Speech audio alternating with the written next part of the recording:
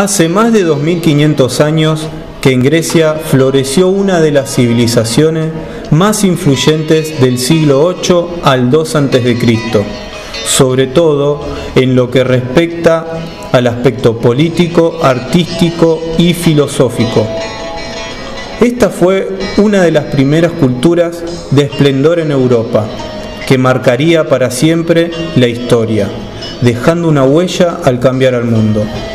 En ella surgieron pensadores, filósofos, escritores y artistas. En este video nos vamos a centrar en dos etapas de la antigua Grecia, la clásica y la helenística. La clásica abarca desde el año 500 a.C. hasta la muerte de Alejandro Magno en el año 323 a.C.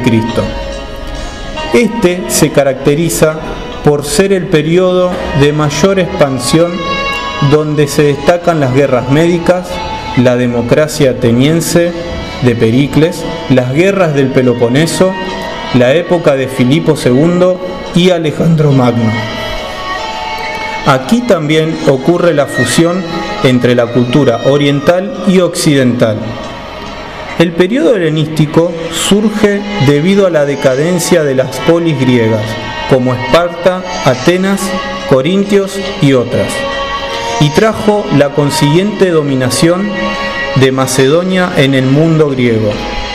Este se inicia con la muerte de Alejandro Magno en el año 323 a.C. y culmina con la invasión romana en el año 46 a.C. Aquí se destaca la hegemonía y supremacía de Macedonia, la importancia de los cambios políticos, avances en la ciencia como la medicina y las matemáticas, y una fuerte multicultura heredada de la época clásica. Grecia clásica, ámbito social. La ciudad o polis griega era el lugar más importante en la vida de los ciudadanos griegos. Ellos fueron los que inventaron todas las ciencias y las artes. Las ciudades griegas de la época clásica eran miles de pequeñas ciudades-estado sociopolíticas, con escasa población, y se gobernaban de manera autónoma y autosuficiente. La sociedad griega estaba dividida en tres grupos: ciudadanos, no ciudadanos y esclavos. Tanto los hombres libres como los esclavos trabajaban codo a codo con las mismas actividades.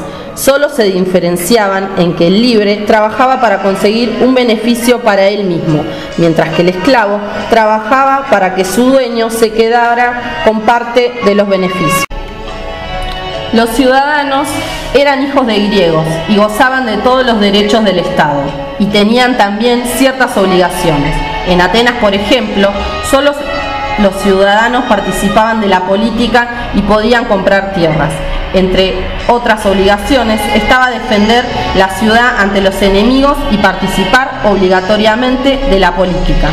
La mujer, en cambio, durante toda su vida estaba sometida a la autoridad de algún hombre, padre, hermano o marido. No tenían casi ninguno de los derechos, solo se destacaban en la educación, crianza de los hijos y en las fiestas religiosas. Los no ciudadanos libres, los que no reunían los requisitos para ser ciudadanos, pasaban a una segunda categoría. Los periecos y matecos eran individuos de otra ciudad sometidos en Esparta. Estos eran los que trabajaban en las actividades que eran prohibidas para los ciudadanos, como la artesanía, el comercio y el campesinado, etc. Los metecos eran considerados extranjeros en Atenas. Tenían algunos derechos y debían pagar impuestos. No podían comprar tierras y se encargaban del comercio, la artesanía e incluso podían ayudar al ejército ciudadano en la protección de la ciudad y en la marina de guerra. Los esclavos, su situación no era igual que en todas las ciudades griegas. En Tesalia los llamaban penestai y eran desde esclavos asalariados hasta individuos que podían ser más ricos que sus propios dueños. Los iliotas pertenecían al Estado y sus condiciones eran pésimas, eran maltratados y obligados a trabajar en el campo. El esclavo no tenía ningún tipo de derecho. También había casos donde el esclavo compraba su propia casa y hasta su libertad. Estos pasaban a ser metecos o periecos. Aspecto político. Nombraremos primero a las guerras médicas. Cuando el progreso de las ciudades griegas se vio amenazado por el imperio persa, entre ellos se inició un enfrentamiento conocido como las guerras médicas. Muchos jonios que pertenecían a la Grecia asiática no se sometieron a la tiranía de los persas y huyeron a Occidente, formando nuevas colonias. Cuando los persas volvieron a invadir Grecia, los griegos, con ayuda de Esparta y otras ciudades, consiguieron crear una alianza para la liberación de Grecia. Al acabar las guerras, la alianza no tenía mucho sentido, pero Atenas la mantuvo igual, con excusas obligando a las ciudades a pagar tributo a Atenas, la cual comienza a consolidar su hegemonía política y económica al mando de Pericles. La democracia ateniense de Pericles. Pericles fue uno de los gobernantes más importantes que tuvo Grecia. En el año 461 a.C. se consolidó en el poder, introduciendo reformas constitucionales, haciendo que el pueblo asuma responsabilidades en la asamblea y tribunales populares. Por estos hechos, el consejo aristocrático perdió poder político. De esta forma, Atenas se fortaleció gracias a su gobierno democrático y mantuvo su poder sobre el resto de Grecia. Guerras del Peloponeso. El conflicto entre Esparta y Atenas tomó el nombre de Guerra del Peloponeso. Entre sus causas más importantes se encuentra la competencia entre estas ciudades para lograr la hegemonía en el ámbito griego. Este enfrentamiento estalló en el año 431 a.C. y duró hasta el año 404 a.C. La guerra finalizó con el triunfo de Esparta. Esta impulsó su hegemonía sobre los griegos e instauró gobiernos oligárquicos en Atenas. El gobierno de los 30 tiranos fue un régimen de terror que propició la vuelta a la democracia. En ese momento entró en escena una nueva potencia, la Macedonia de Filipo II. Rey enérgico, tenaz e inteligente. En pocos años reorganizó su reino y venció a los opositores, encabezados por Atenas en la batalla de Queronea. Desde entonces, los griegos perdieron su independencia política y tuvieron bajo su autoridad a los reyes macedonios. Tras el asesinato de Filipo II, su hijo Alejandro Magno sofocó los levantamientos de algunas ciudades griegas contra Macedonia y dirigió su ejército contra el imperio persa. En el curso de 11 años, Magno derrotó a los persas en una serie de importantes victorias. Bajo su inspiración se produjo la fusión de la cultura helénica y de los pueblos conquistados. En el 323, a los 33 años, murió dejando el mayor imperio conocido hasta entonces. Con él desaparecería el antiguo poder de los griegos, pero no así su cultura, que, fusionada con la oriental, dio origen al mundo helenístico. Ámbito artístico. Un rasgo característico de la cultura griega antigua y más notable aún en la etapa clásica es el amor a la palabra y a la discusión crítica. Amaban la discusión y buscaban la verdad en todo. Así fundaron la filosofía y también el teatro. El conocimiento de la realidad externa o interna, la naturaleza del universo. Fueron temas de los cuales los griegos crearon pensamientos y teorías. Para esto, a su vez, fue posible gracias a su búsqueda en el interior de la mente.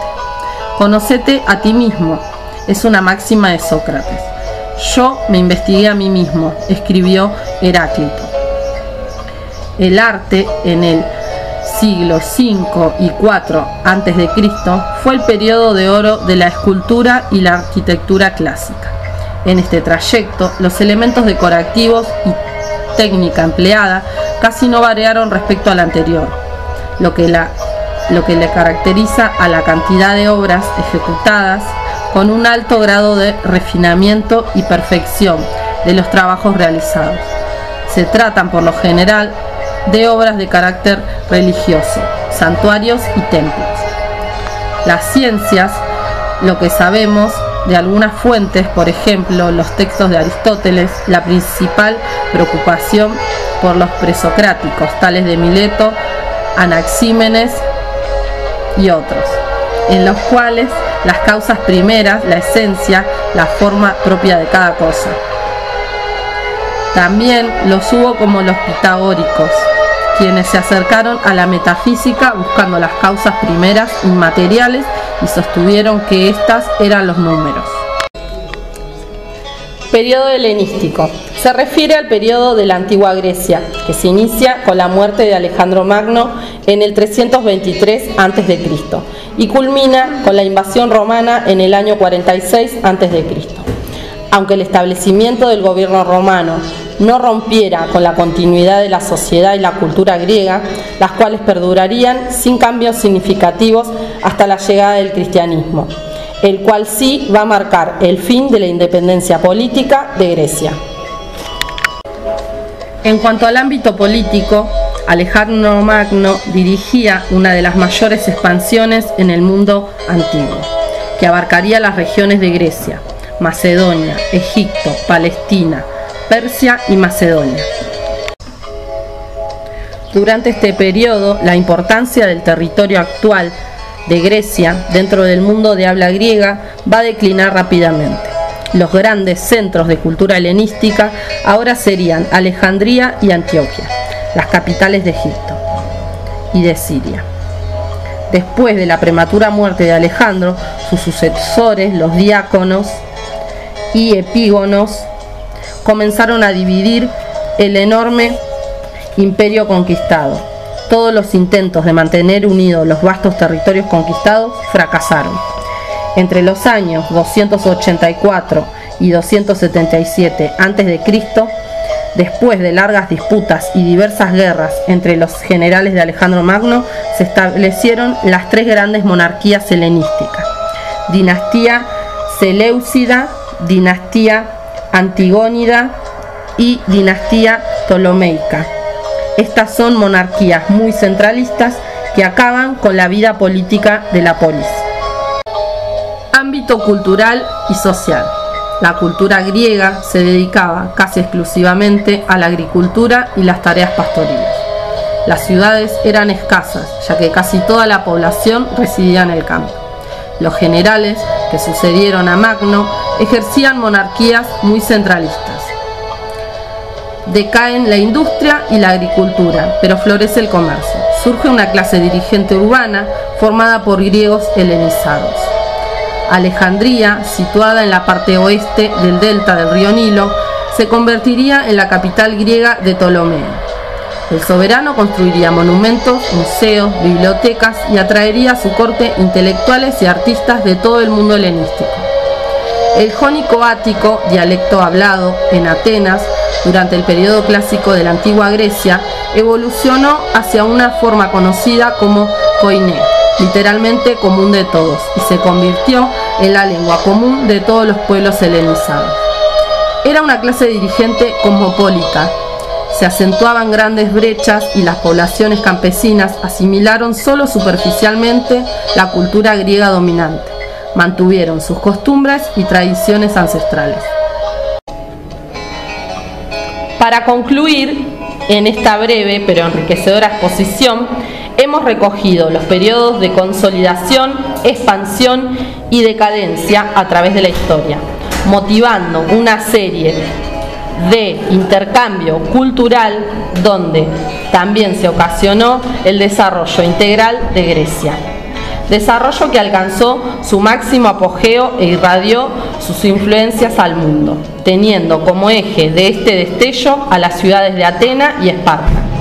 Aquí también se originó una gran cultura en todo sentido: político, arte, arquitectura, teatro, historia, filosofía y ciencias, a tal extremo que muchas de las formas actuales de vida se derivan de estas costumbres y hábitos de estos pueblos, que hasta nuestros días tienen influencia sobre el pensamiento de muchos grupos sociales.